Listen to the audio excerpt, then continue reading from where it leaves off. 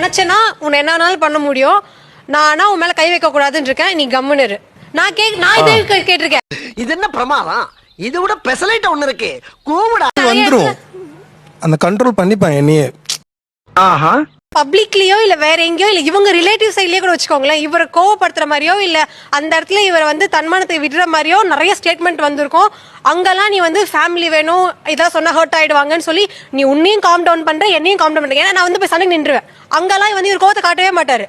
இதுவே நம்ம பேசிட்டு இருக்கும் போது வீட்டுல ஒரு கான்வர்சேஷன்ல ஏதாச்சும் நம்மளே கோவம் நீ இப்படி பண்ணல அப்படி சொன்ன ஏதாவது சொல்லிட்டோம்னா நீ எப்படி அப்படி சொல்லுவ? நான் நினைச்சேன்னா இப்ப அவ்வளவுதான். என்ன பறக்கான அது? அவங்க சொன்னா நம்ம பேச்சு கேட்க போறது இல்ல. அட்லீஸ்ட் நீ சொன்னா கேட்பன்றதுக்காக தான் அந்த மாதிரி சொல்றேன். அது கிடையாது. நீ என்ன செய்யணும்னு உனக்கு நான் சொல்றேன். இதே மாதிரி நீ ஃப்ரெண்ட்ஸ் கிட்ட சண்டை வந்தாலும் சொந்தக்காரன் சொல்ல நீ போய் பல்ல கடிச்சு நில்லு கையை ஓங்குன்ற. அப்போ உன்னால முடியல. நீ ஃப்ரெண்டு வேணும் ரிலேஷன்ஷிப் வேணும் ரிலேட்டிவ்ஸ் வேணும் நினைக்கிற போது என்ன மட்டும் நீ எப்படி வீக்கா நினைக்கிறேன்னு நான் கேட்கறேன். சார் பொம்பளைங்க வீக்குன்னா அந்த பாயிண்ட்லாம் இல்ல சார். கத்திக்கிட்டே இருப்பாங்க. அந்த டைம்ல நமக்கு அதை ஆஃப் பண்ணுன்றதுக்காகவே நம்ம சைலண்ட் ஆயிரும் இல்லைன்னா இதுவாகும் அப்படின்ற மாதிரி. வெளியில எல்லாம் அதை ஹேண்டில் பண்ற அளவுக்கு மெச்சூரிட்டியும் பக்குவமும் கோவத்தை அடக்கிக்கிற குணமும் உங்களுக்கு இருக்கு. ஆமா.